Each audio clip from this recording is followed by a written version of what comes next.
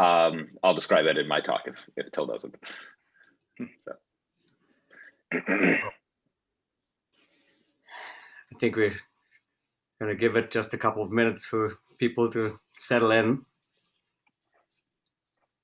And I'll start with a brief introduction, and then I get us started as soon as possible. So welcome to the LERA plenary session.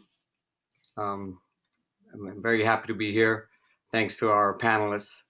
And we're now 9 months into the crisis in the labor market due to COVID-19. And by some measures, over the course of a few months, we have experienced about as much job loss as during the Great Recession in 2 years. And the main response to deal with this massive amount of job loss has been a vast expansion of the UI program in several ways. And for example, in California, where this can be measured, close to half of workers that were in the labor force in February have filed for UI during the crisis. So it's been a big employment shock and a complex policy response. It's a great moment to take stock about where we are, and we have 3 excellent panelists to discuss this question today. Jesse Rothstein is going to start us off. Jesse is a professor of economics and public policy and the director of the California Policy Lab at UC Berkeley, followed by Damon Jones, the professor at the Harris School of Public Policy, and then Irena Asmundson, who is the chief economist at the California Department of Labor. California Department of Finance will talk. And here's how we are going to proceed. So each of the panelists will have about 15 to 20 minutes to talk, and then we'll have some time for questions from the audience and for discussion. And you can type your questions in the Q&A feature, and at the end there'll be some possibility to ask live questions. And so Jesse will kick us off with an overview of the crisis and the policy response at the national level. And then Damon will talk about consumption smoothing and differences by race. And then Irena will talk about how the crisis is likely to exacerbate inequality and some of the policy issues we saw at the state level.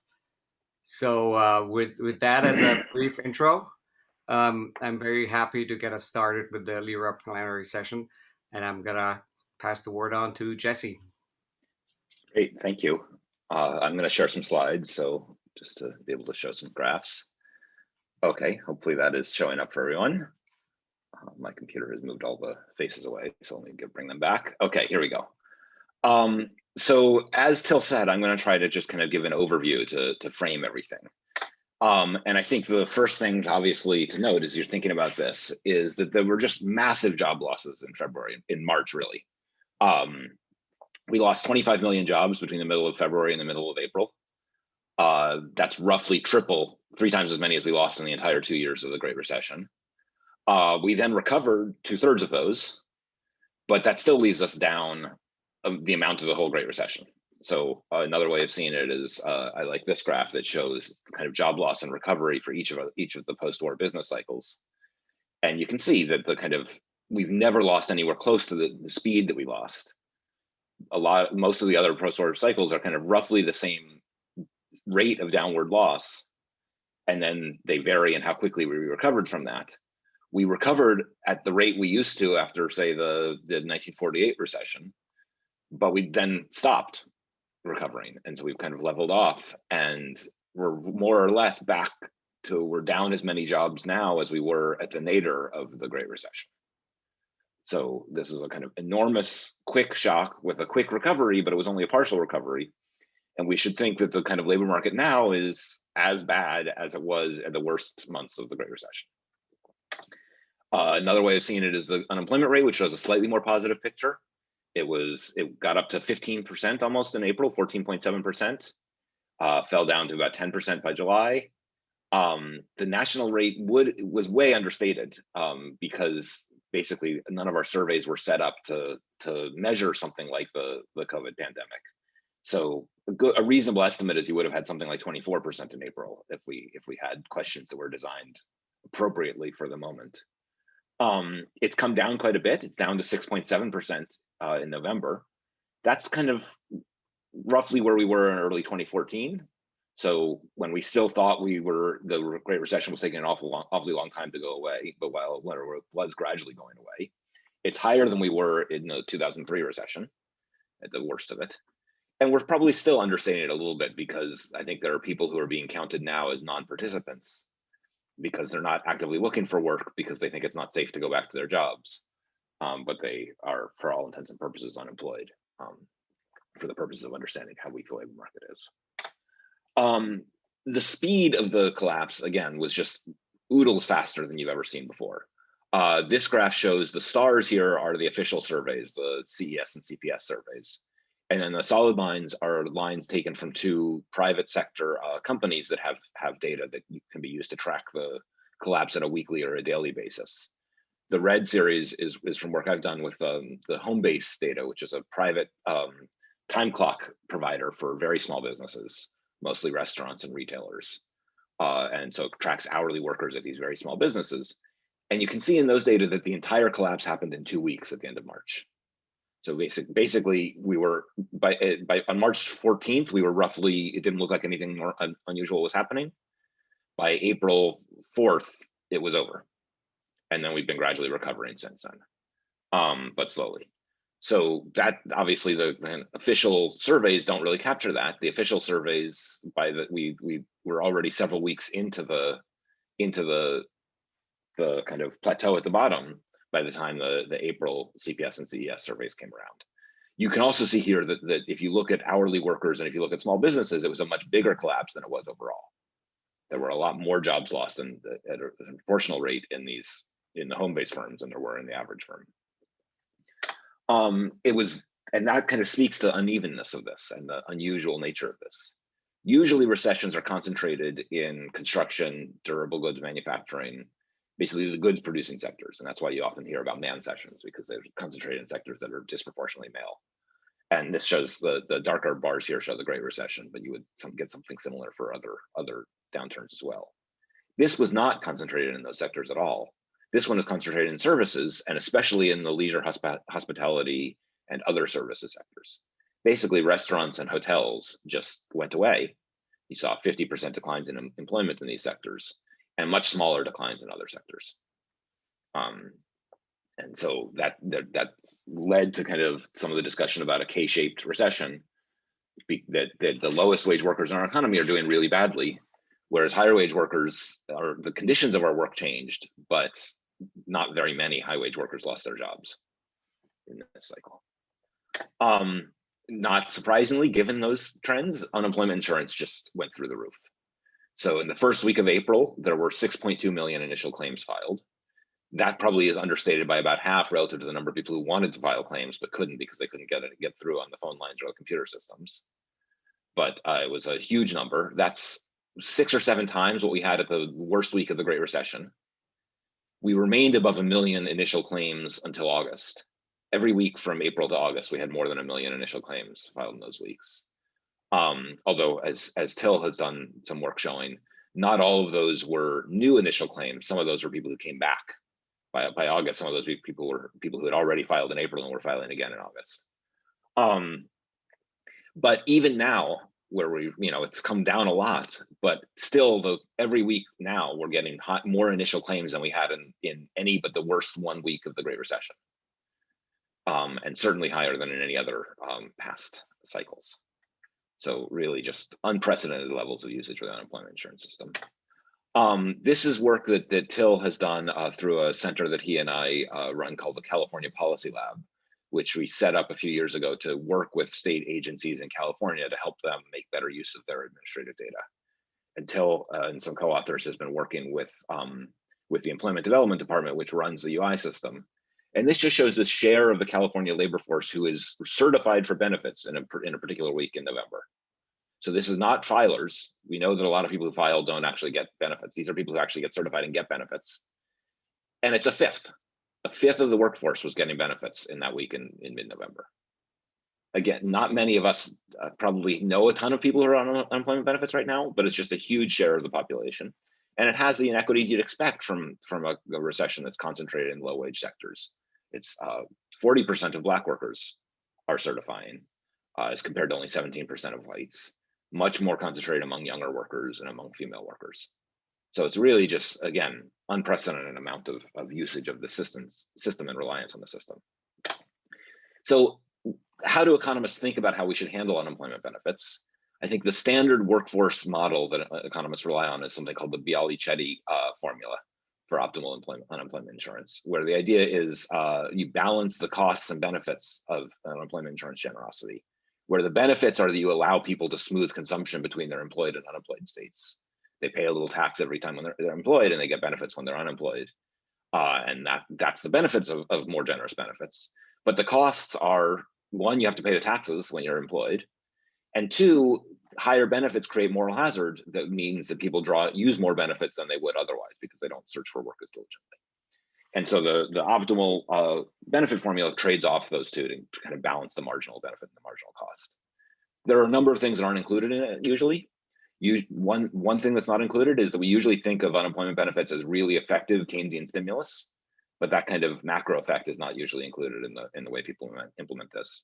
Another thing that's not included is what's known as search congestion, that when there are many more unemployed workers than job openings, the labor market gets crowded, and it's not so clear that inducing somebody to search a little bit harder actually speeds the rate at which jobs are filled, if they're the 200th person applying for every job they apply for. Another aspect of this that's relevant is if you're thinking about the kind of effect of unemployment benefits on unemployment durations, and you want to think about what the moral hazard costs of it are, you really only care about the substitution effects. And we do know that there is also a liquidity effect, that to some extent unemployment benefits have the same effect as just unconditional cash would, and that doesn't count in this cost benefit analysis because the kind of standard model assumes that people are not liquidity constrained. Okay, so all of those suggest that you probably want in recessions more generous benefits. And so how do we think about the COVID crisis? Well, as we saw, many families' earnings just disappeared overnight. There was no warning, there was no ability to plan, there was no ability to save up to be ready for it. One day they were working and everything was normal, and the next day they were told your job's gone. The usual moral hazard arguments against out-of-work benefits are probably weaker in this time for 4 reasons that I can list, but I'm sure we could list more. One is we don't actually want people going back to their old jobs. For a substantial part of this period, there have been public health orders saying don't go back to work because you can't, because it would spread the virus. Even when there aren't orders in place, legal orders, there's still a negative externality associated with a lot of the jobs that have gone away. If they promote more virus transmission, then we probably want to optimally discourage people from having those jobs, even if they would privately choose them. A third argument is that to a large extent, this shock is expected to be temporary and people's old jobs will come back. So we kind of would like to encourage people to preserve those old matches rather than go switch into other sectors. I think there are some arguments that our labor market will change fundamentally over the course of this crisis, but most of those arguments are not about the people who are unemployed right now. You could tell a story that Facebook won't make workers come back to work at the end of the crisis, but it's harder to tell a story that we aren't going to have restaurants once the vaccine is in place, and so we will need restaurant workers. And then last, I mentioned the congestion effect, that we just have so many more job seekers than job openings. Okay, so given where we are, given where we were at the end of March, Congress acted unusually, surprisingly quickly. Within 2 weeks of when this started, basically, of when the economy shut down, they had passed the CARES Act, the largest stimulus you'd ever seen. And there was a pretty clear recognition in that we weren't, given the structure of our systems, there was just no way we were going to be able to reach everybody as quickly as we needed to. We needed to get people aid immediately, and there was no one program that could do it. And so they took a kind of scattershot approach, where they set up a whole bunch of programs with kind of the implicit theory that one of them hopefully would reach everyone, and it would raise the chances of people getting the aid they needed. So there were really three big pieces. There was the Paycheck Protection Program that was designed to help employers keep people on the job, so basically reimbursed employers for payroll expenses. There were massive unemployment insurance extensions, and then there were the universal relief payments to reach people who were not touched by the others that went to everyone. And all of these were kind of, if you look at the details of them, they were really written with an assumption that this would be a fairly short crisis. So let me go into so PPP explicitly was designed to pay 8 weeks of wages, and just wasn't any good after that. And so it didn't really make much sense to do that unless you thought this would be over in 8 weeks. Obviously, it wasn't. Unemployment insurance, let's go through the pieces of it. One was that the feds paid to waive the usual 1 week waiting period. Usually there's a waiting period with the idea that people may be able to go back to work right away. By let's make them wait a week for benefits. And the feds told states, if you waive that, we'll cover the costs. The second, that probably the one that got the most attention, is pandemic unemployment compensation. This basically said anybody who was on unemployment benefits got an extra $600 a week flat. And that was done in that way because it was the only thing you could implement very quickly. And that lasted through July 31st. So it was designed it was assuming again that we would not need that by the end of July. The third piece was the pandemic emergency unemployment compensation, which was basically a traditional benefit duration extension with some flexibility in job search requirements. That was set to go till the end of December. That's what all the hubbub was about last week. Third was the pandemic unemployment assistance program. This was basically a whole new program, never existed before. There was basically unemployment insurance for people who didn't qualify for regular benefits. So the self-employed, independent contractors, and other people who aren't eligible for regular unemployment benefits, low-wage workers, others, also set to expire at the end of December. And then the last piece, the dog that didn't bark, was a short-time compensation. So this is a program that says that if employers cut hours rather than cutting workers, the people can get unemployment benefits for their lost hours. And CARES said that the feds would pay all the costs for that and gave grants to states to improve and promote the programs. And they had approximately zero effect, and there's been approximately zero usage of that program, to all of our chagrin. Okay, so I'm running low on time. Let me wrap up. But how long should we think about these expansions should last? As I said, CARES was mostly built for a short shutdown, 8 weeks or 12 weeks or something like that, and with the assumption that we would be maybe still in a recession when it ended, but that the COVID crisis would be over, that we wouldn't have public health reasons not to send people back to jobs. That obviously was not the case. I think, as mentioned, there's kind of a strong case for expanding unemployment benefits in recessions, and I should also mention Till's work in Germany about how job search varies over the course of or job finding varies over the course of unemployment durations. It gives another argument for this. And COVID isn't typical. As I said, there's reasons why you might think that we're less unhappy about moral hazard effects in COVID than we would be in other settings. The big controversy has been about the high replacement rates with the $600. Arguably, that was kind of desirable. What you want to do is make sure that employers employers really value the workers they want to bring back because of the additional risk that workers have to take on and going back to work in in-person jobs. You'd like to kind of improve their outside options so they can demand hazard pay on the job. But in any case, that was never an argument that was kind of made in Congress. It does hopefully prevent people from searching for new lower quality matches than the jobs they had, which maybe is desirable if you're hoping the jobs will come back. That argument kind of starts to attenuate as we go on and on and on, and you think the jobs are unlikely to come back in the same form or at the same employer. It's hard to target any of this perfectly when you're trying to get something stood up in 3 weeks. And so I think the $600 probably was not first best, but maybe was second best, given that constraint. The evidence that we have to date suggests that it didn't have much of an employment effect. It doesn't look like the more generous replacement rates was associated with slower employment recoveries in the crisis. And so my read is a fair read of the evidence is that we ought to have been extending higher elevated replacement rates beyond July 2020. Ideally, we would have written into CARES a provision that says by the end of July, every state needs to be ready to implement something more flexible than just a flat $600. But if we had to do $600 or nothing, we ought to have done that rather than just eliminated it completely at the end of July. So, I think it's clear we need to be continuing support for workers who can't go back to work until we get the vaccination really rolled out and until restaurants can really open for in-person service at full scale, which we're a long way from. Where I live, we're not even allowing restaurants to serve outside right now. So with that, I will stop and turn it over to the rest of the panel. Thanks. Thanks a lot, Jesse, for this great kickoff. Damon, I'm passing it on to you. Okay, great. Thanks, Jesse. Can you guys see my screen? Yes. Okay, so Jesse really set up the context, and what I'm going to do, I think, is talk a little bit more about, I guess, how the pandemic may differ across different groups, the effects of the pandemic, and how our like sort of existing sources of inequality in the U.S. That were there prior to the onset of the pandemic are interacting with some of these dynamics that Jesse talked about. So I'm gonna briefly touch on four sources of inequality that are, you might think would interact with what's going on during the pandemic. And I'll touch on two very briefly. So I'll talk a little bit about worker bargaining power in the workplace, our insurance system, our health insurance system and healthcare provision system in the U.S. and where that was at the beginning of the pandemic and how that matters for what's going on.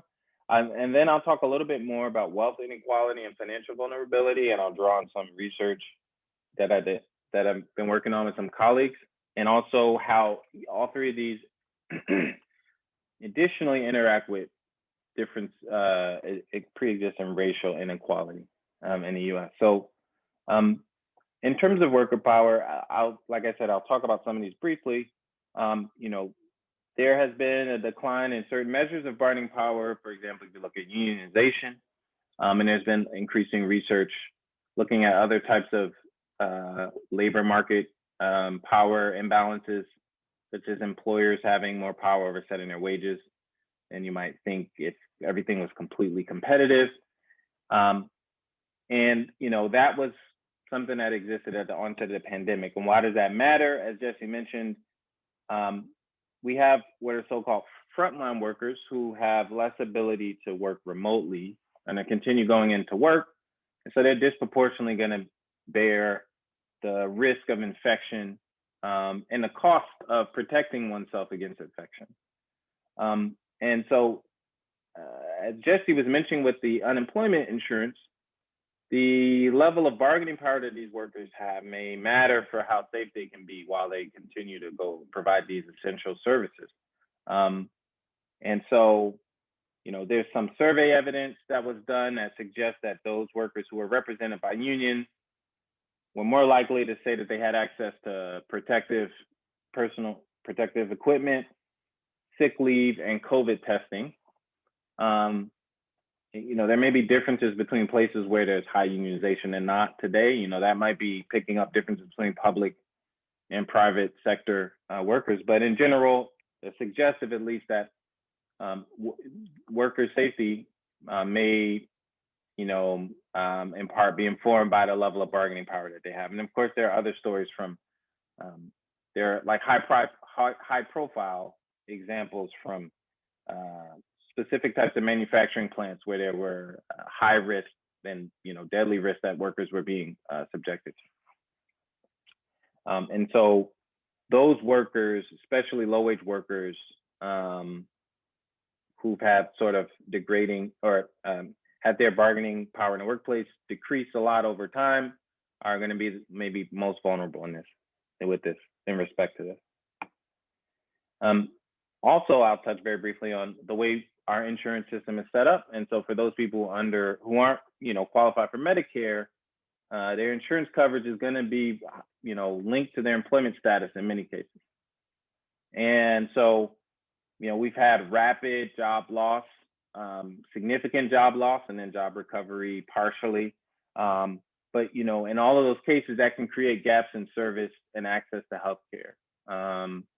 And so the continuity of care is going to be disrupted, even if there are ways to switch over, to other sources of health insurance. And then for a significant share of people who have lost their job, there are some families who fall into basically gaps where they may not qualify for the types of public benefit, publicly provided health insurance options. And then that also varies across states, depending on how generous or not, or how wide the coverage is for things like Medicaid that might be able to kick in. So, you can contrast that with a system where your insurance coverage is not tightly related to your employment status, and you might expect there to be more continuity in people's coverage and things like that. And, that's going to be particularly worrisome if we think that there could be some long-term consequences for COVID to development of chronic issues. And so this is another place of concern. Third thing I wanted to talk about was wealth inequality and financial vulnerability. So, almost all estimates are pointing towards an increase in wealth inequality in the US over time. And that matters for how families are able to maintain their, level of consumption in the presence of income volatility, so consumption smoothing. And something that matters that's particularly important for that are your amount of liquid assets. So these are the assets you can easily, draw on in an emergency or when there's an unexpected shock. So I'm going to draw on some evidence from ongoing research with a group of co-authors here from University of Chicago and JP Morgan Chase Institute. So in that study, we were interested in wealth inequality and also how well people are prepared for emergencies. If you look in the CPS, 42% of the US report not having any savings set aside for an emergency. So we took some administrative data. Well, we had access to de-identified administrative data from Chase Bank. We combined that with public voting records that allows us to get measures of race. And so we looked at spending income, assets, and race. And so we examined two types of things I'm going to show you. First, how sensitive might consumption be to income changes while people are working? And secondly, how well are people able to smooth their consumption during unemployment spells? So the first thing I'll show you, this graph here on the x-axis, basically we have a measure of how much your income changed from month to month in percentage terms. And on the y-axis, we have how much your consumption changed from month to month. And so the upward slope essentially shows you that consumption is positively correlated with how your income varies. So if your income goes up the month, you might see consumption also increasing, at least partially, and then likewise with income decreases, consumption will respond to that by adjusting downward from month to month. And the type of income changes that we're looking at here are for people who continue to be employed. So these are changes in income in your paycheck, even though you haven't lost your job. And one key pattern that we find is that the extent to which this consumption moves with income is related to how much you have in liquid assets. So here we've done things, we've grouped people by their liquid assets into 3 groups, 4 groups, or 5 groups. And essentially, the key thing you want to look at is that for the highest asset groups, the consumption sensitivity is very small. And for the lowest asset groups, it's much larger. So the amount of assets you have tends to be predictive of how much your consumption will be, how sensitive your consumption will be to changes in your income. Here, the thing I'm plotting is your marginal propensity to consume. So if you have another dollar, how much more do you consume? Or if you have $1 less, how much less do you consume? Finally, all these three types of inequality, they operate across racial lines. And so, for example, Black workers were overrepresented among the industries where we have identified people as frontline workers. Latinx households were particularly overrepresented in key industries that are related to the services, some of which Jesse mentioned. And so that, the amount of bargaining power they have in those positions, the risks they're exposed to, including infection risks, are gonna follow patterns across racial lines as well. The unemployment patterns also follow different trajectories based on race. They were unique in the beginning of the pandemic because there was, a widespread shock to employment, and then a recovery, partial recovery, as just mentioned, and then there was also, maybe unexpected or maybe patterns that, if you think about it, they make sense. But people who are in frontline industries may have had a relatively smaller decline initially in unemployment because of their continued because of their essential status. But then over time, we've seen traditional patterns reemerge. for example, like the Black unemployment rate going back to its kind of normal relative size of maybe approaching 2 times as high as it is among white households, for example. And then the thing I talked about with health insurance that also follows patterns that are correlated with race. If you look, especially among Native communities, rates of insurance coverage are particularly low relative to white households. And then in terms of wealth inequality, the racial wealth gap was present at the beginning of the pandemic. The latest data, suggested that Black median wealth was significantly smaller than white median wealth, and the same was true for Latinx households. And those feed into these patterns I talked about with consumption smoothing. So, I showed you evidence that how much you have in liquid assets matters for how sensitive your consumption is going to be if you lose income if your income varies while you're working. And so that is true. And so that feeds into differences across racial groups. So if you look at what happens when your income changes from month to month in your paycheck, Black households, their consumption or their spending on non-durable goods is 50% more sensitive to that income change than it is for white households, and 20% more sensitive for Latinx households. And these differences are highly correlated with the differences across these racial groups and liquid assets. So this visual here, if you look at the darkest bars, that shows that a measure of consumption sensitivity significantly higher for Black relative to white households, less of a difference, but still significantly higher for Hispanic households. Then as we move to the right, to the lighter colors, we are controlling for different measures of liquid assets. And what we see is that for people who have similar levels of liquid assets, these racial differences are smaller or they go away depending on how you measure their liquid assets. So that suggests that this racial wealth gap, and in particular gaps in liquid assets, may be a key channel through which these differences in consumption sensitivity are happening. This is when we look at paycheck volatility from month to month among people who continue to be employed. We can also look at what happens when you become unemployed. And just to note, all of this data took place before the pandemic, but I'm basically extrapolating to say what might be of concern during the pandemic. So here we look at unemployment spells, and across the x-axis we have time since your first time receiving unemployment insurance. So month 0 is when you get your first unemployment check. You can see that income drops in a relative sense for white, Hispanic, and Black households in this data, actually in a similar amount. And some of that may be because of the data that we use is only among people who are banked.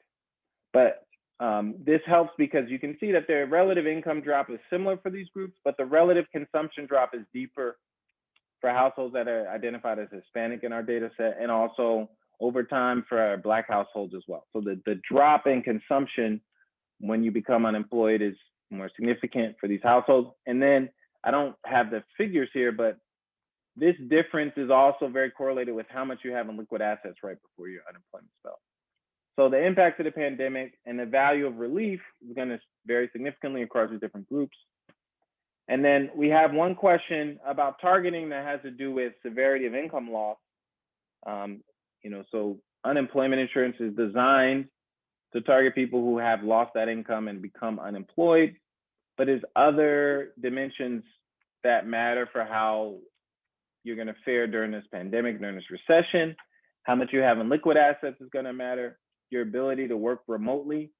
So even among people who don't lose their job, there's variation in the risk that they're going to be exposed to, whether or not they can work remotely. There's also a different set of costs or changes in costs that will emerge because of that. So even among people who have the same level of income loss or haven't lost their job, there may be a difference in the cost of commuting. So your commuting costs may go down if you're working remotely, but other costs may go up, like your internet bill. If you're having to continue to go to work in person, you have much higher costs in terms of trying to protect yourself and monitor your health. And then there are also just the cost of goods and services that have changed significantly. And that's something that's not fully captured by your unemployment status or your income, which is like, how much does it cost to have childcare now? And, in some cases, there's just not available. So, some things have become particularly costly to try to provide for your household. Other things like in-kind services or that you may offer to family members, especially older family members, have become much more costly. So you have to do a lot more to make sure it's safe for you to go and, check in on your grandparents and things like that. So there's some things that are varying across people, even once we take into account whether they lost their income or not, or how much income they lost. So yeah, I'll stop there. Thank you very much, Damon. This is crucial. We've really seen it in the California data as well, how unemployment insurance covered different communities and different groups of workers differently during this crisis. And I'm very pleased to pass the word on to Irena Asmundson. Thank you for making it out of your busy schedule. Take it away.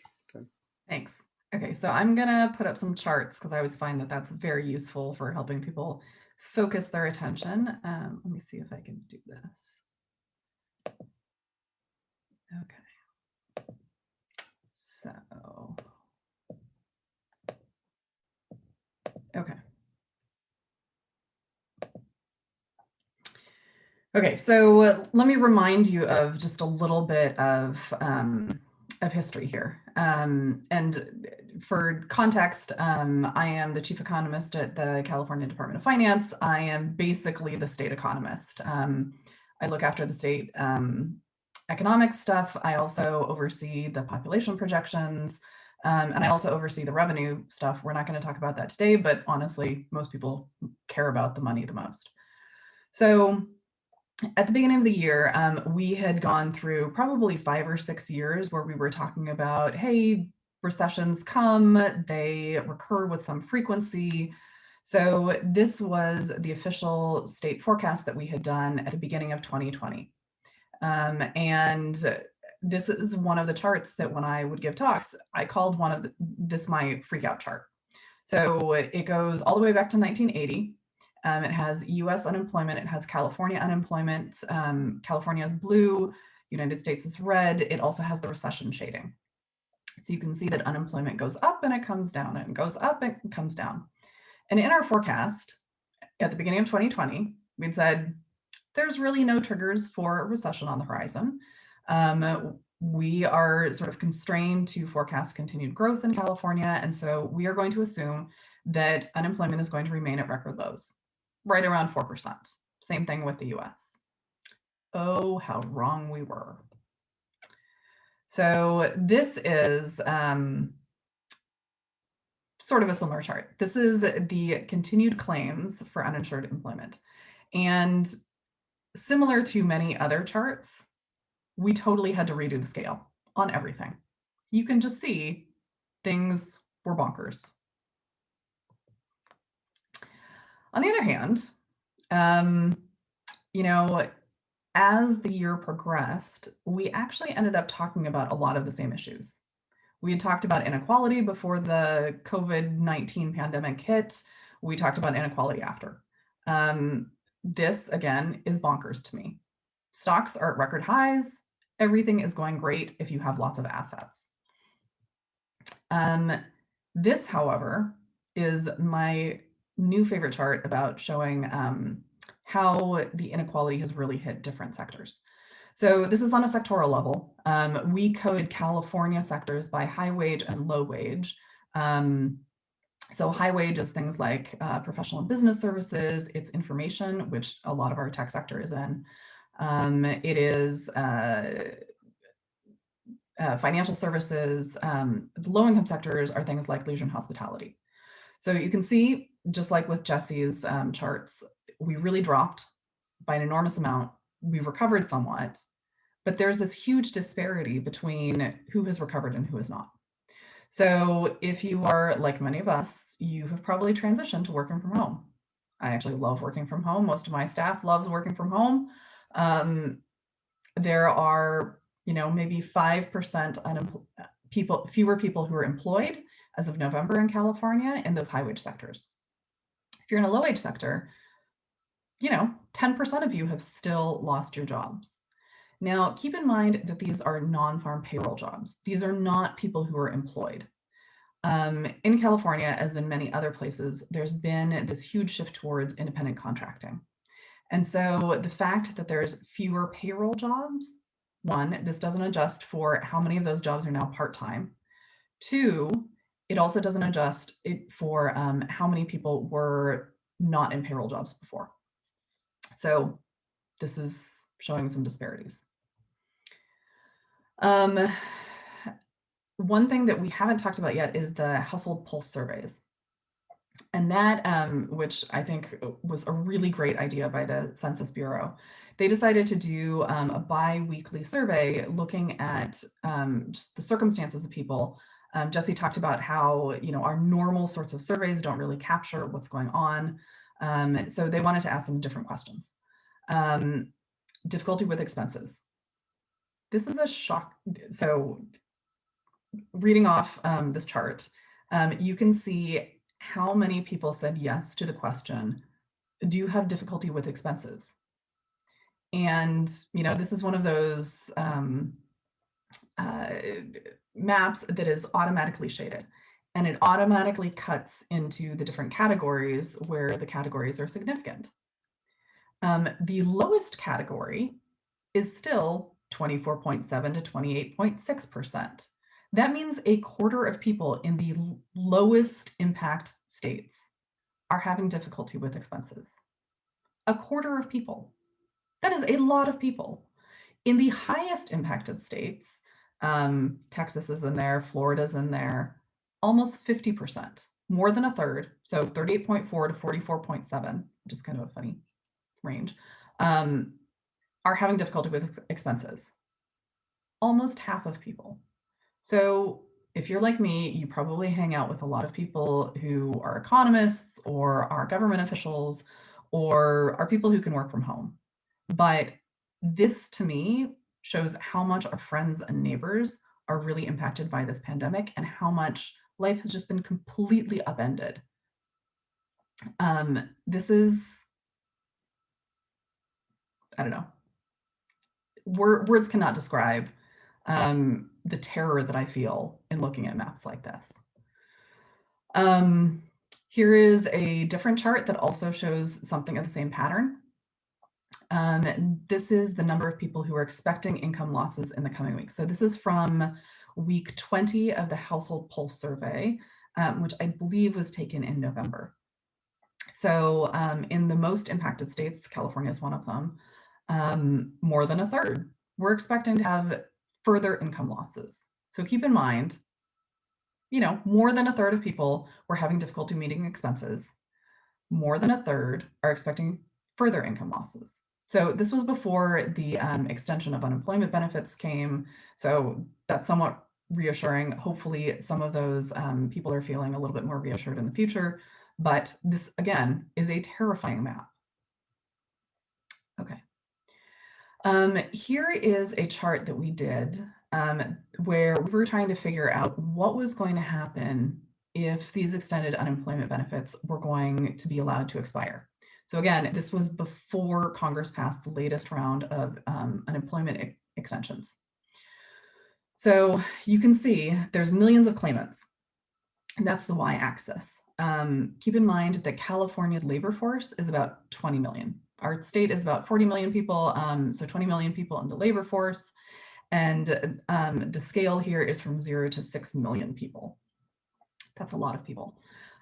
So the green part is the pandemic unemployment assistance. That's for people who are primarily got their income from self-employment or independent contracting. There's a lot of people there.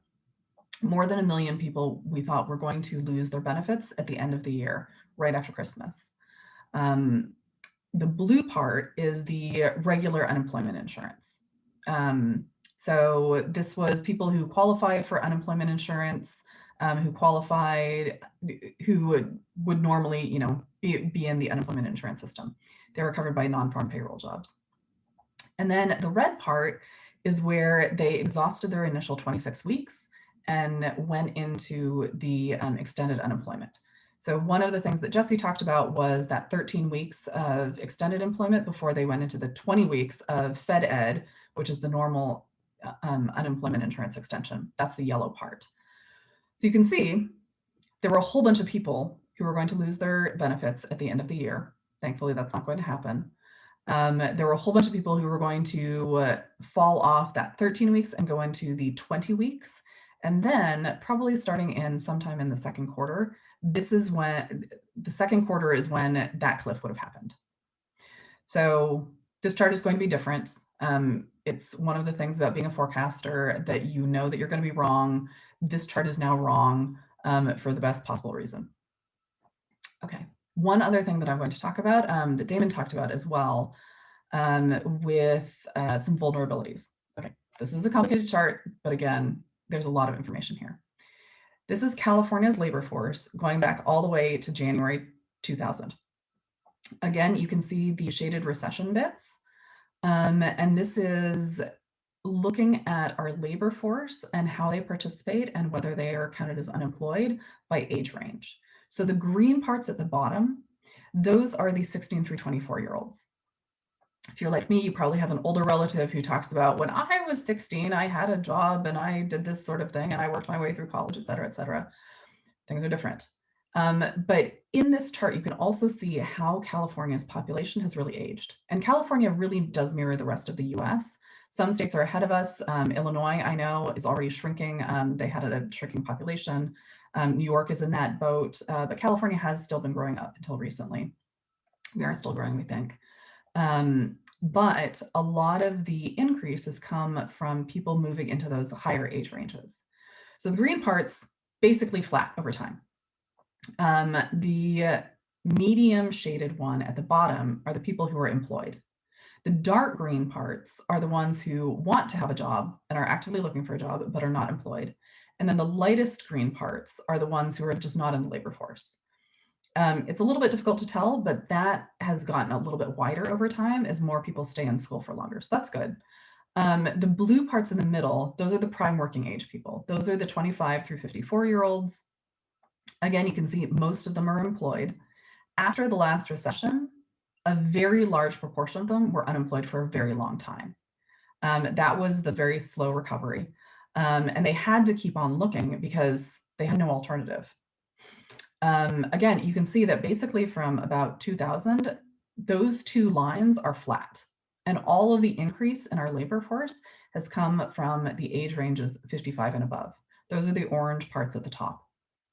So you can see that over time, that medium shaded one, those are the people who are employed. The darkest band in the middle, which is very skinny, are the people who are actively looking for work. And then the lightest shaded orange at the top, those are the people who have dropped out of the labor force. So a couple things to notice here. One, older people are working more. We do have a higher labor force participation for them. Two, typically they don't stay unemployed. And that's not because they quickly find another job. There's a lot of evidence that older workers face age discrimination. And so most of them end up dropping out. We did a version of this before this pandemic. And one of the things that I would talk about when I talked about this chart was that now that we have an older population, we would be going into the next recession in a more vulnerable state because more people are going to find it harder to stay in the labor force. And that unfortunately has come true. You can see that there's a slight downward trend. These are 12-month moving averages, by the way. So it's going to take a while for the data to catch up because we haven't gotten 12 months of the pandemic yet. But you can see that employment is going down for those older workers. You know, some of them are remaining slightly more in the labor force, but it's really trending downward. So if they have no other options, this is the group that would start drawing their pensions early. They would drop out of the labor force. They might start drawing Social Security early. And so they are going to be permanently at a lower level of income for the rest of their lives. And luckily, we do have, well, up until the pandemic, we had increasing life expectancy. And so they were probably going to be living on Social Security, living on low levels of unemployment, finding it difficult to get back into the labor force. There's a much higher proportion of renters in that older age range now than there used to be. So they're just in a vulnerable state. And that's just the way it's going to be.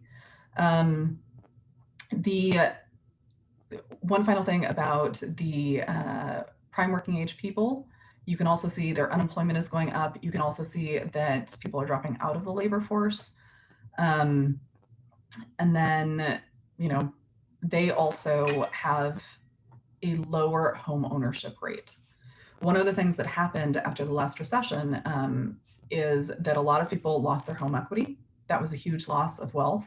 Even though the banks got bailed out, a lot of the mechanisms that were supposed to happen to make those people whole or, you know, them recover, that just never happened.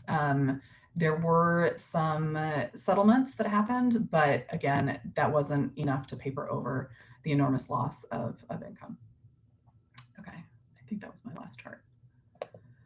So I also wanted to talk just a little bit about, you know, what we can do. And Congress did a lot. Thank goodness they also extended unemployment benefits, because 8 weeks, 12 weeks, 6 months, that was just not going to be enough. The other thing that I wanted to pick up on what Damon was talking about was we don't have great data in the survey data, so I tend not to put up charts about it, but we know that people of color have been much more impacted. They came in with lower levels of wealth, and Damon, I'm going to use some of your work now to like have some numbers there, rather than just sort of saying we know that they were more vulnerable coming in.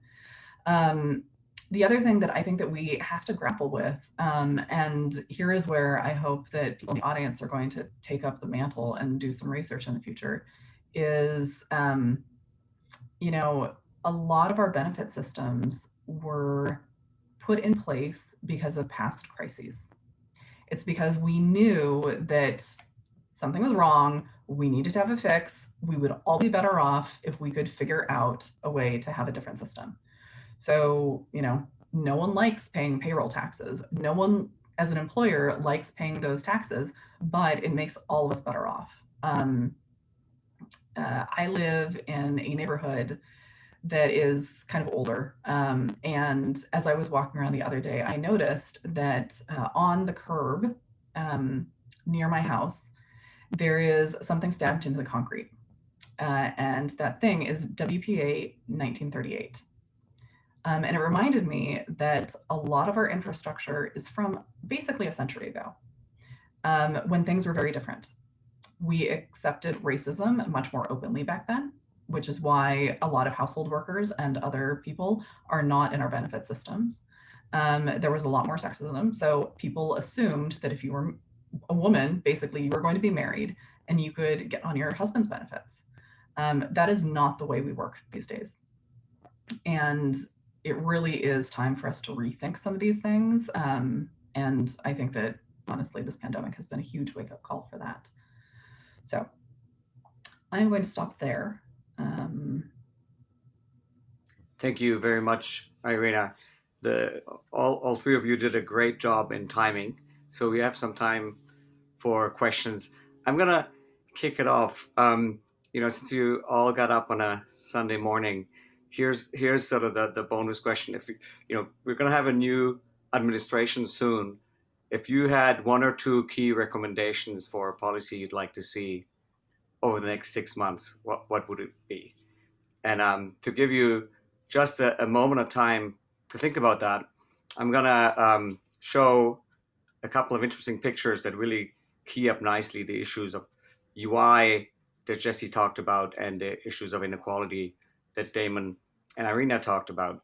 And just to give you a sense of the scale, can you see my screen? So this is a map of Los Angeles, and these are census tracts. And darker shaded colors is the fraction of the labor force that filed for UI benefits. And if you don't know LA, the darker shaded colors here are on average poorer neighborhoods. So the poorer neighborhoods filed more for UI benefits, and that's partly a function of the effect of the crisis on low wage services. But when you flip what is shown on the map to the coverage as a percent of the unemployed, and mind you, measuring unemployment at the census tract level is very difficult. But if you flip the map and show the recipiency rate, what's the fraction of the unemployed who got benefits, the picture essentially flips.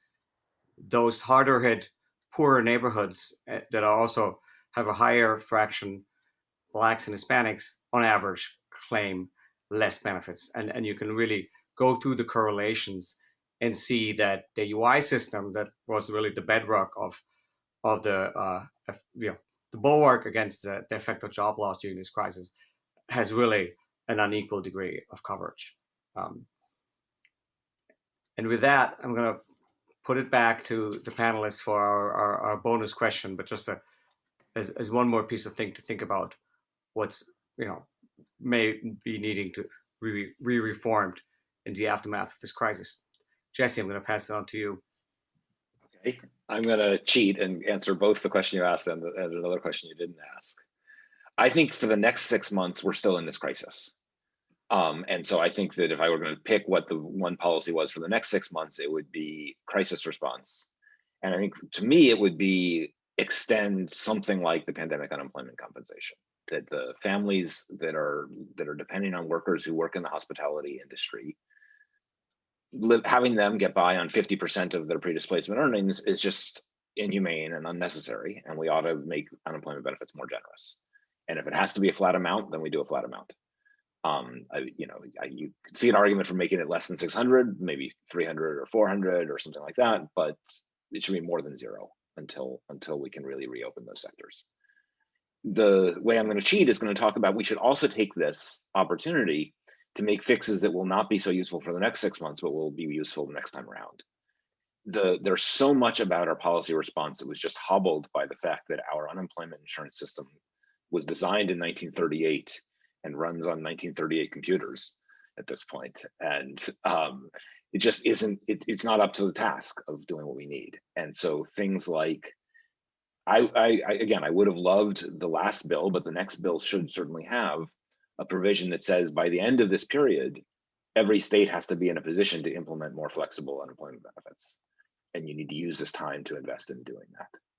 And that would allow for changes in benefit levels. It would allow for that to be different across different kinds of workers.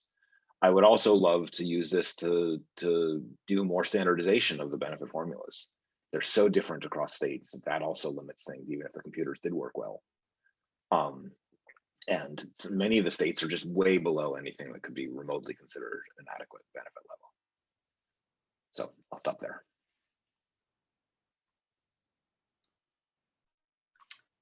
Thanks, Jesse. Damon, do you want to?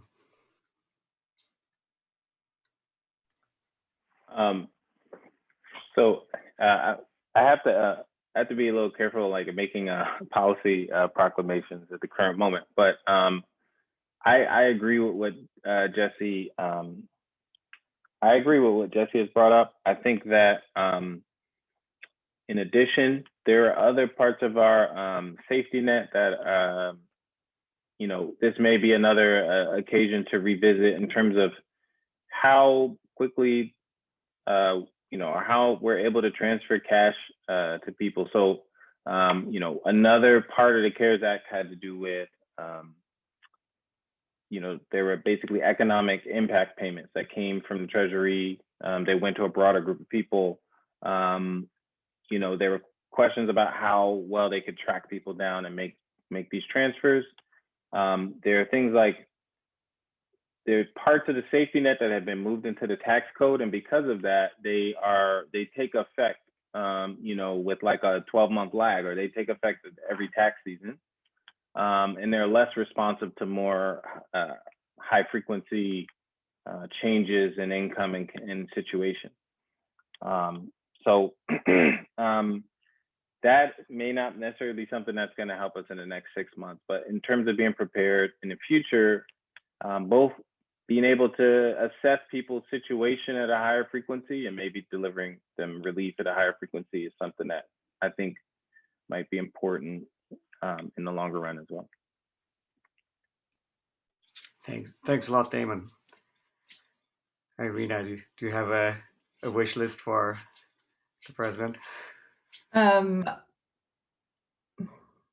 Okay, so let me take a step back here. There was a question about, should we extend unemployment benefits to PUA, to independent contractors? Should we raise the level of benefits? One of the interesting things that has happened during this pandemic is that it's like really exacerbated certain patterns that were pre-existing. So I'm going to pick on Amazon because a lot of work has been done digging into Amazon's finances. Jeff Bezos is much richer, and yet most of the workers that he hired to deal with all of the extra packages and to deal with all of the huge shift from Main Street to online shopping, those were mostly independent contractors. They don't get sick benefits. They're not getting unemployment insurance benefits. They are, there was also a court case where they have to go through certain security procedures, but they're not paid for that time. And so, he could, in fact, by himself, make a different decision so that those hundreds of thousands of people are doing better off. And he might lose a little bit of money doing that. But how many billions can you spend? And so this is kind of encapsulating one of the responses that I have often given when people say, hey, we should think about raising benefits. We should think about doing universal basic income. We should think about being more generous. We should think about doing more redistribution. Okay, that's great. How are you going to pay for that? And that is going to take a willingness of us to say we're going to raise taxes on people. And those really do seem to be the choices that we have here. One, we can have a system where we have living wages and where we have a functioning safety net, and we do invest, because it takes money and it takes time and it takes effort, invest in the kinds of government services and the kinds of service capacity that we would need to do this so that employers don't have to worry about this. I was trying to explain the whole benefit system to someone who is not an economist. And one way of avoiding doing any of this stuff, if you are, like a libertarian free marketer, is that, okay, just pay everyone so that they have enough to have wealth so that they can self-insure. That is one way of doing it. Or if you don't want to pay them that much, and if you don't want to insist the market pay them that much, then you can have benefit systems and have them work well. Or you could, if you believe that technology is such that some people are going to be winners and some people are going to be losers, and our GDP is going to be bigger, but some people are going to have a lot and some people are going to have a little. If you want to believe in a just society, then you can do some redistribution through the tax system. Those are the choices. I mean, there is a third choice, which is like the French Revolution type thing, but I don't think any of us wants to do that. So, to me, this is very stark. In my current job, I think of myself as I look after the people of California, and I also think about the people of America. And I also think about, because I used to work at the IMF, I care about people in the world. How are we going to all get along so that we're not killing each other? These are some of the choices. So, the Biden administration really is going to have to grapple with some of these things, because there is a huge chunk of the US who no longer believes that they have to face reality. They no longer believe that we are better off together. They no longer believe that government can actually provide services that are necessary. I don't know how to get over that, but I would like to think that we can figure this out. Thanks a lot, Irena.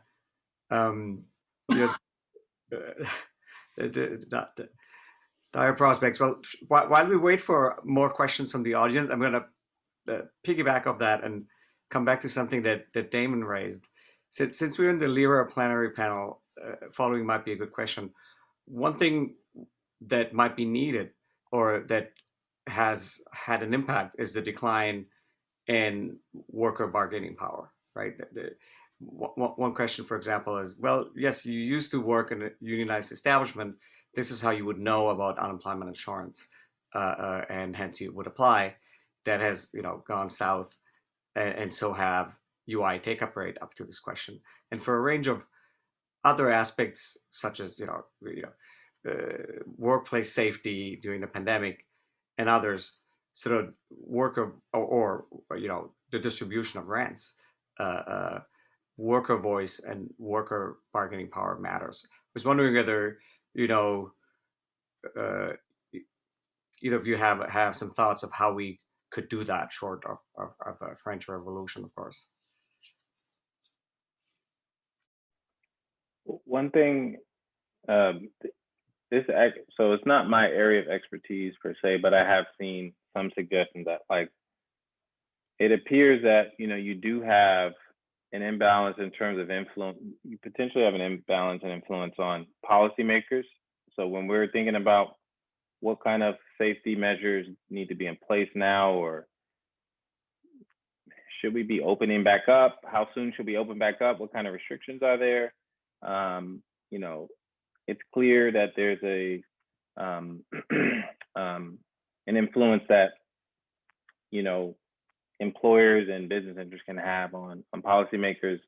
And there's a question about whether there's that same counter leverage, representing workers and employees at the same scale, given the trends in overtime we've had in unionization and things like that. I have seen some proposals that say, well, maybe there needs to be an intentional committee or board that helps to make recommendations about these things in the workplace. That would be relevant for the pandemic, but more generally, and that would have representation among those who have workers' interests in mind. That's one suggestion I've seen in terms of some sort of board that helps to level the playing field in terms of how we negotiate these things, like how much safety should there be in the workplace, what should be the consideration when you're thinking about whether opening back up, the economy, quote unquote, and things like that.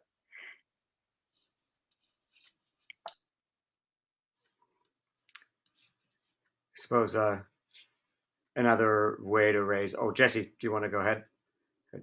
I was thinking too much another, we're going to be seeing further push to raising the minimum wage as another way to deal with the redistributional issues.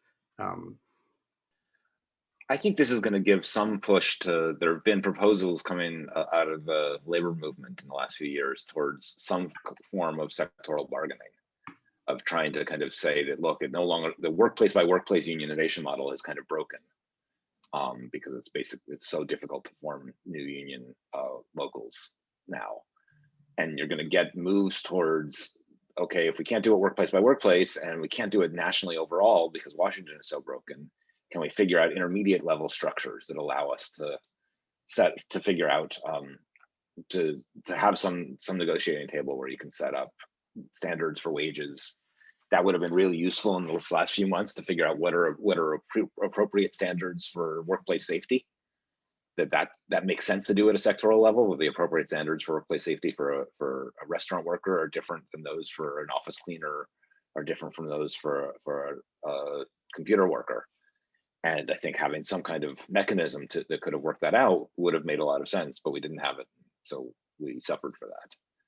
I suspect we're going to get pushes for things like that. I also think that given California no longer has the ability to classify a lot of independent contractors as workers, you're going to see pushes for, let's figure out a sectoral system for setting standards for independent contractors.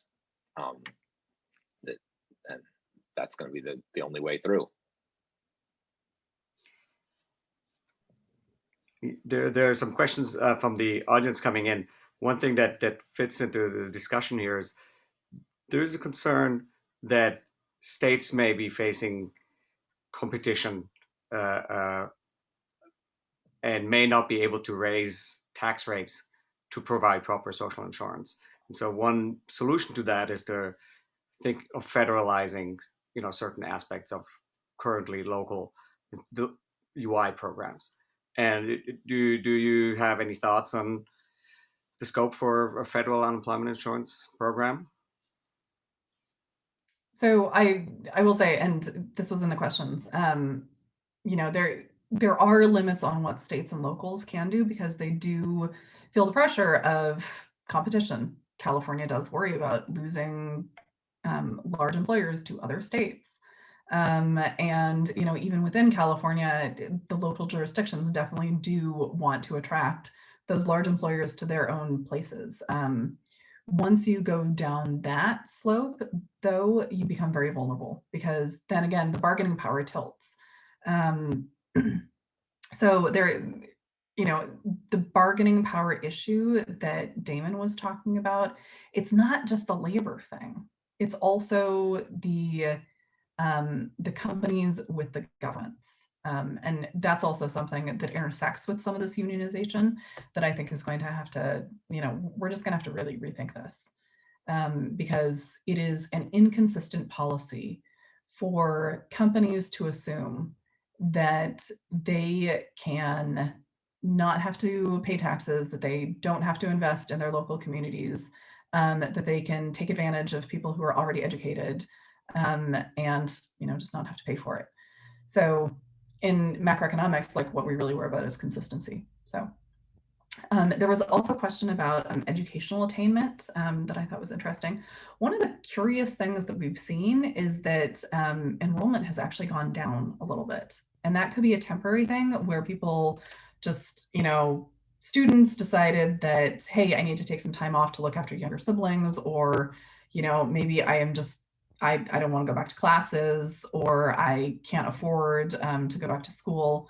But unlike previous recessions, when we saw that bump in enrollment, we actually are not seeing a bump in enrollment. I also a little bit worry that that is an outcome of college becoming relatively more expensive, and higher education and vocational training and all of that becoming relatively more expensive. And so people are looking at their peers who are older, who are carrying more student debt, and thinking, I don't want to do this. Let me jump in and say that I think the obviously the please. explanation for that has to be just that Zoom school is worse than regular school, and so people who would have gone to school if they could go in person are deciding not to. I think it's going to be a huge problem for decades to come because I think it's very unlikely that they're going to come back and make up that lost year once schools reopen. But I suspect that's the overwhelming majority. I think there is going to be a problem if the schools are so budget constrained they can't accommodate the new demand once things reopen. But Zoom has got to be the main reason right now.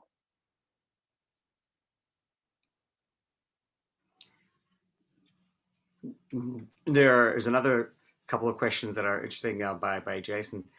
One is, there's a growing number of long-term unemployed, and I think what is likely to be happening that other than sort of just income support, at some point we need to have to shift into thinking about support to reintegrate individuals into the labor force, and think whether our current, job search assistance and training system is up to the task. Say 6 months from now, to help the long-term unemployed to join the possibly changed economy. And the other point, and I'd be curious whether you have any thoughts on that. The other point that Jason brings up is that some of the support has gone to schools, to lower income communities. And one thing we've seen in California, at least, that there's traditionally a disconnect between some of the social insurance programs, such as food stamps, and the UI program, because they used to serve different communities, but that is not quite true in the current recession. And so one of the things that are worth thinking about and doing is to have a closer integration between different programs to better, serve individuals with different types of needs. And this is partly simply an issue of data integration that unfortunately has to happen in every state. But I think there's a lot of work to be done here. Again, I would say that there's a kind of elephant in the room for an explanation for the rise in long-term unemployment, which just doesn't undercut anything you said, which is if millions of people lost their jobs in April, and then November comes around, then it's been 6 months, and a lot of them are now long-term unemployed. And I don't know that you need more explanation than that. Whole sectors shut down and are still shut down. No, exactly. And then the question is, in the benign view of the world, all those jobs come back in 6 months, and all these individuals find jobs. In other possibly realistic scenarios, there will be some degree of reallocation and changes in the structure of employment. And then the question will be, is there anything we will want to do 6 months from now to help these individuals find jobs again? I mean, right. Yeah. Right. I guess I remain relatively optimistic that the sectors where the real unemployment shock is hit, those are sectors where the jobs will come back. I think it's going to be slow. It's going to take a long time because if we could have kept the restaurants alive, they would have reopened relatively smoothly, but so many of them have gone out of business. We will need new restaurants, but it's going to take a while for new entrepreneurs to open them up. And that means it'll be slow. But I think that I'm not too worried that that robots are about to replace waiters. Or that people will no longer want to go out to eat once it's safe to do that. Yeah, I think one other thing about long-term unemployment is measuring it has been a little more difficult because there's been a lot of churn. People going from unemployed to employed back to unemployed, and how should you categorize that person, as a long-term unemployed or not?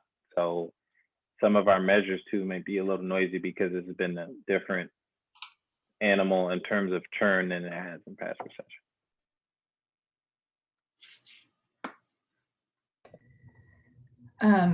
Can we talk about short-term compensation? So as Jesse mentioned, this was one of the big hopes, that we would get a whole bunch of people on this work-share program, that people would sort of keep those ties, that we would help the businesses stay in business, and then just it ended up being very difficult to administer, which I think was a scaling up problem, honestly. And you have to still get all of those people into the unemployment insurance system, and you have to make sure that all of the employers are not just using this as an opportunity to do something shady. And each individual business is probably a little bit tricky to judge that for. But is this something that we think should be built into building back better, building for the next crisis? I think it's been shown to have worked really well in other countries. So I would think that it would be part of the solution.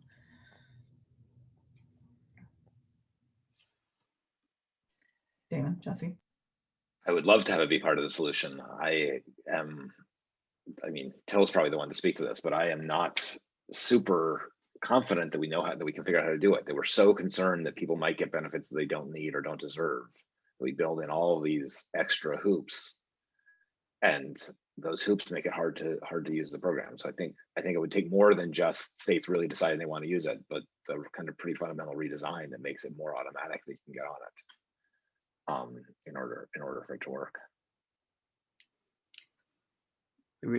And there's also an inherent difficulty. I think firms face a cost of using short-term compensation, which is paying, health benefits and pension benefits and figuring out the system.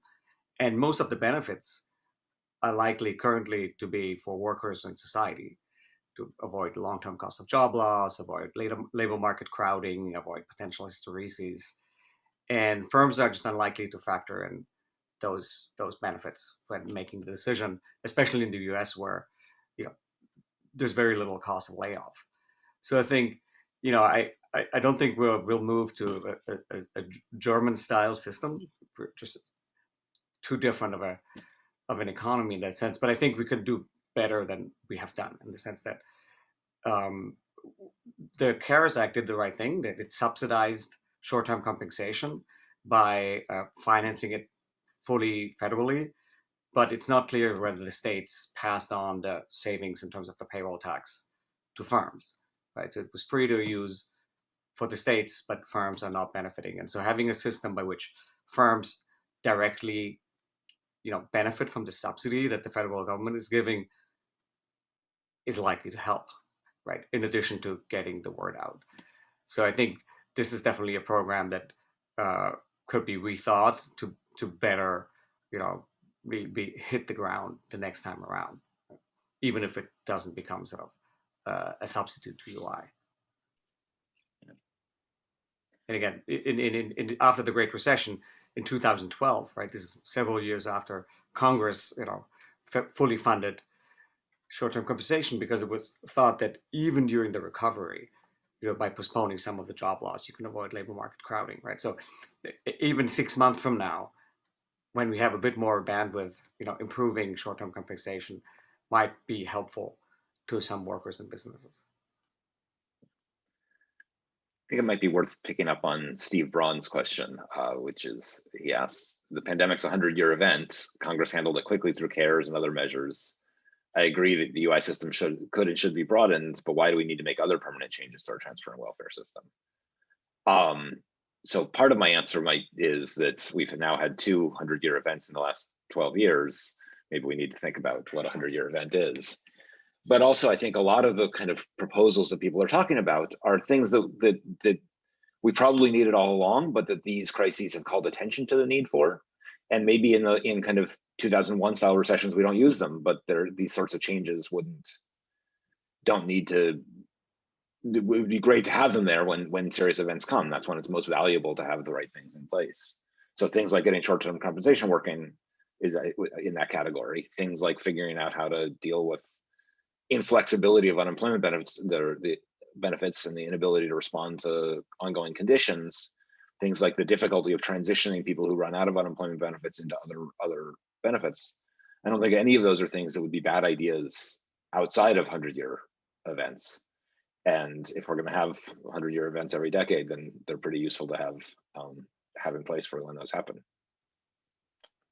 Yeah. I think one of the things that kind of this brought up is, in the middle of the flood, you can't make any changes because every single unemployment insurance system worker is busy trying to field calls from the hundreds of thousands of people who can't get through to get their benefits. You have to have the changes in place before the events come. Sorry, Damon, I cut you off. No, yeah, I was just going to say, there are a lot of people who are pushing for sort of automatic stabilizing, capabilities prior to the pandemic coming. And, even without the worst of recessions that we've had, which, as Jesse pointed out, we can compare one to the other, and we've had 2 historic ones in the last couple of years, or in the last decade or so. All of this uncertainty about expiring benefits and things like that, those seem like things that we, will hopefully be able to avoid, and it would be useful to try to work on, even outside of the most catastrophic of recessions. And in terms of the transfer system, I mean, I think that there are a number of things that we administered through the tax system because of, maybe the efficiencies of having the data collected there. And, there are other reasons why a lot of benefits are paid through the tax system. But the incentives, that they're supposed to create are, it's unclear that they're able to create even the incentives that they're purported to create when the tax system, pays out, once a year. So you have people who are getting their earned income tax credit, which is based on your 2020 income, and you get it in February 2021, March 2021. Especially if you get the EITC, because it's kind of delayed to make sure that you're not, unfairly taking advantage of the benefits. Things like tax credits for higher education, they're delayed. At the time of making your decision about college or payments that are made, these tax credits kick in and you may be eligible for them later. So there are certain types of people who have credit constraints who may not be completely served as well as they could be because of the lumpy nature and a delayed nature of our tax system and how we deliver relief through that.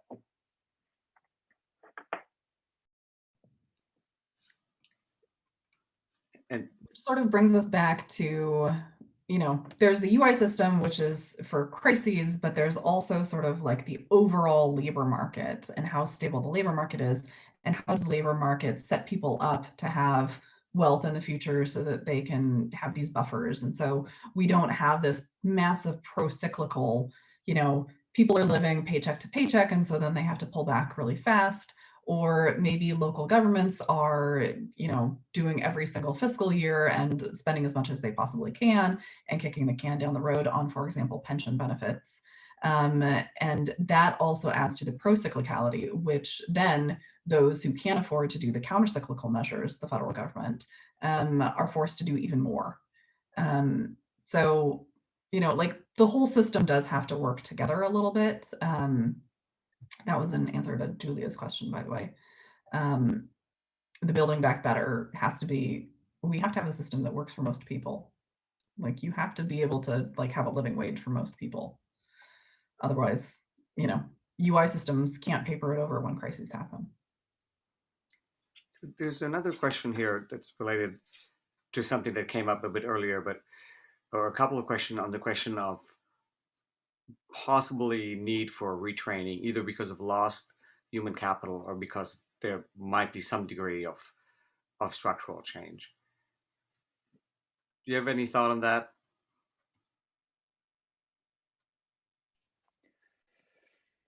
I mean, one of the features of this is that so many of the jobs that were lost were really the traditionally measured least skilled jobs in the economy. These were not jobs that required a lot of formal training to do beforehand. And so I think these are workers who needed training before this ever came along. That they were in jobs that were really low paid jobs. And if we had an effective way of training them to higher skilled jobs, that would have been great. And we did, but it's limited in its scope and its scale. I don't think that we want to think that, we need to retrain the restaurant workers into other sectors in order for them to catch up to where they were before. Again, I think restaurants will come back, and I also think that they weren't trained to begin with. But that doesn't mean that we don't need better and more training systems independent of this. And I think that there will be some changes in other sectors of the economy that do require retraining. I just haven't seen that much indication that it's going to be any more than in any normal year, that there are always changes that some jobs get displaced and others get created, and we need to train people for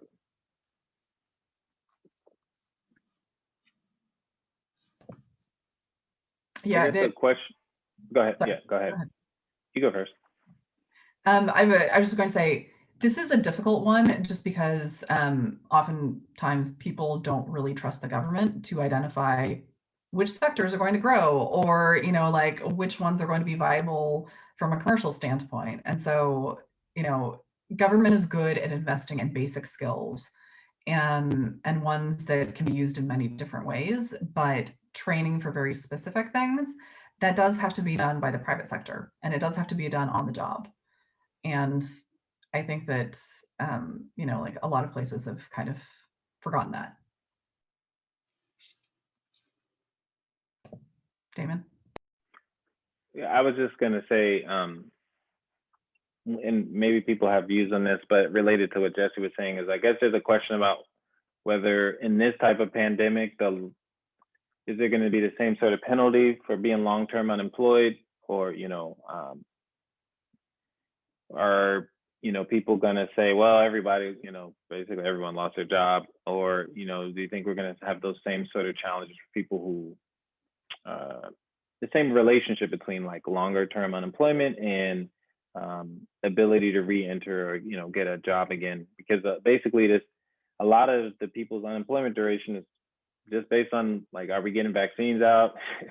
Are we in a pandemic? So do people have a sense of how employers might respond differently or the same as in the past in that case? And then in terms of, I've seen some very recently released evidence on sectoral employment training, like randomized control trials. And so I think those are interesting because A good question is like, how scalable are those things? Like, can you just scale that up to everybody? Is it even possible for that to work? Or, you know, how well do those things, how much can we extrapolate from those types of RCTs to get workers in the high wage sectors?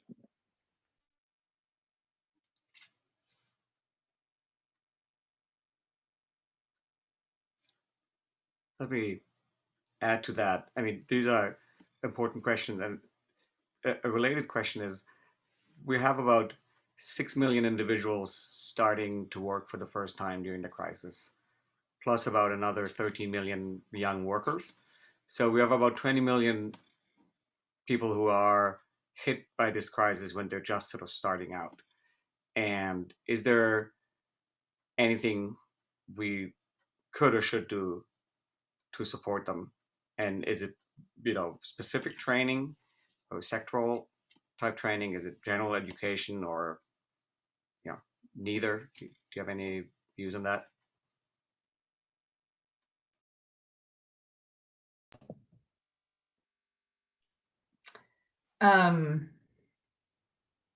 I actually, going back 100 years again to what happened after the stock market crash and the Great Depression, there were enormous employment programs, and you know that helped stabilize things. The U.S. is still benefiting from the investments that we made during that time.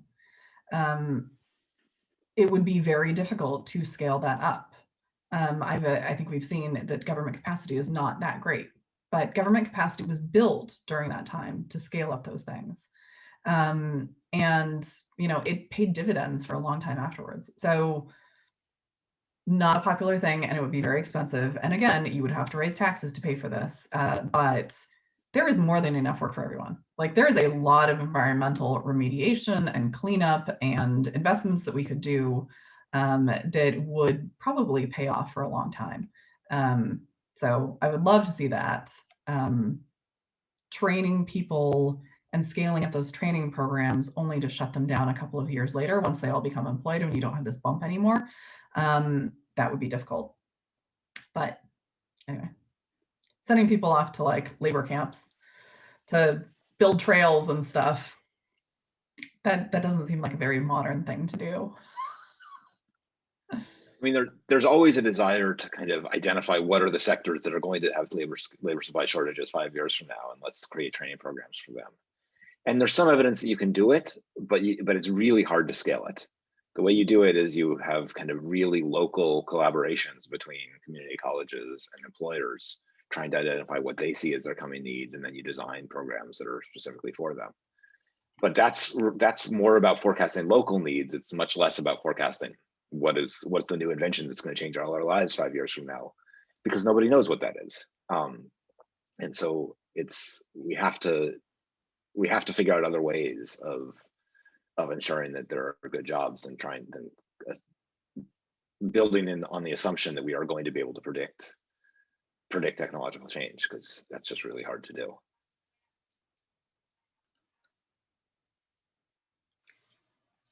What's your thought on I suppose you could do some form of wage subsidy for younger workers, but you know, that's what's being done in France and Sweden.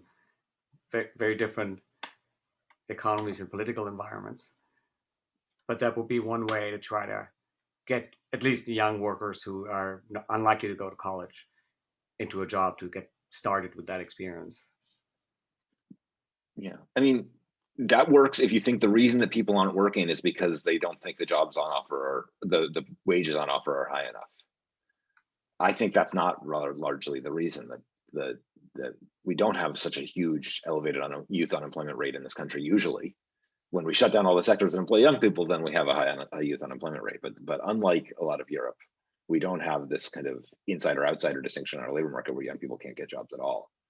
So I think we may need to think about wage subsidies if we can't figure out ways to get market wages high enough to allow people to live. And the earned income tax credit is effectively that for many people. And we want to think about, I would support proposals to expand that to people without children. But I think you don't want to think about our labor market as being the kind of insider-outsider hard distinction that you get in a lot of European countries.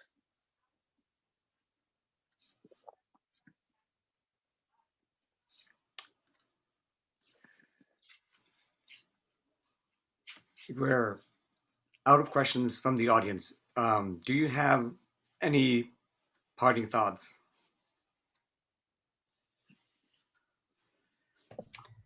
There is going to be lots of interesting work that comes out of this pandemic because clearly there was a lot of information revealed during this. I certainly know that for my team, there's things that we know that we have to work on. And so we're going to be working on those. But I don't know. This whole year has felt much more historic. I honestly think that we're going to look back on this year and realize that this was when we should have picked up on things that in later years we're going to look back on with hindsight. But we know that we need to fix things. We'd better get to it. Yeah.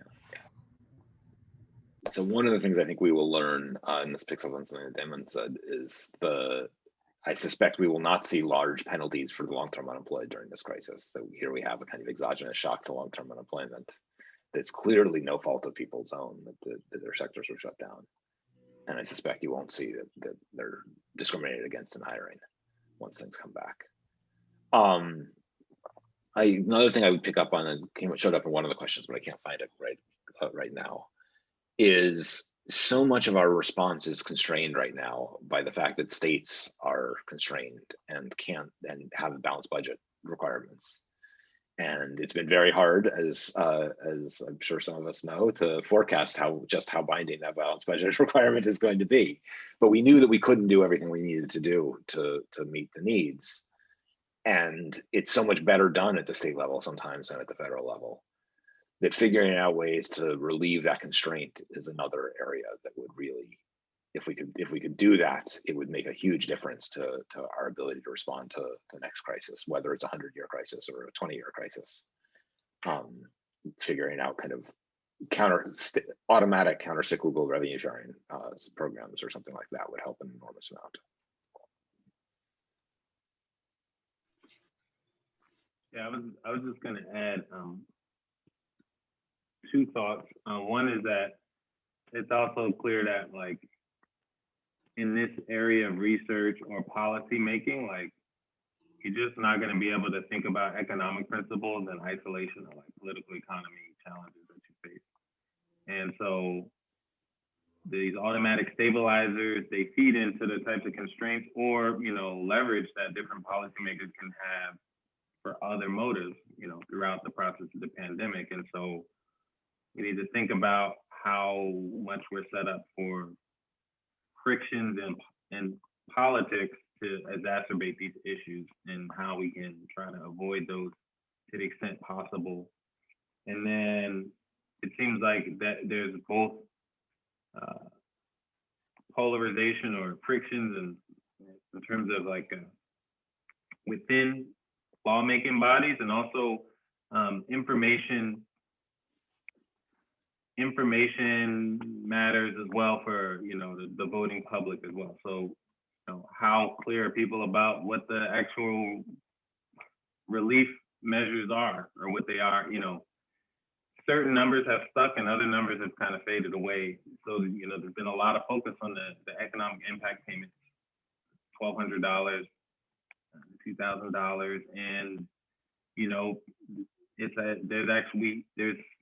there's a role to be played for how aware people are of what the different types of relief we are, and which ones have kicked in the most, which ones we may or may not want to focus on in terms of, like, when the next bill is being passed and things like that. And so it seems like I've only, like, casually observed, but the public discourse and the details of the policy have sometimes been out of line. And then one other thing that came to mind about the reemployment is that it may be the case that on average, because this was just a pandemic, when people are going back to work, they're not going to be as penalized for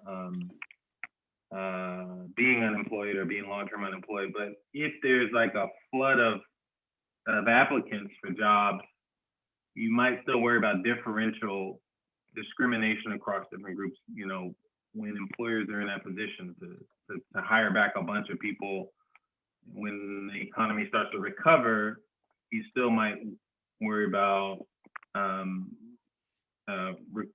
recovery being even across different groups, or, you know, the pace of recovery being the same across different groups, because a lot of times that's not necessarily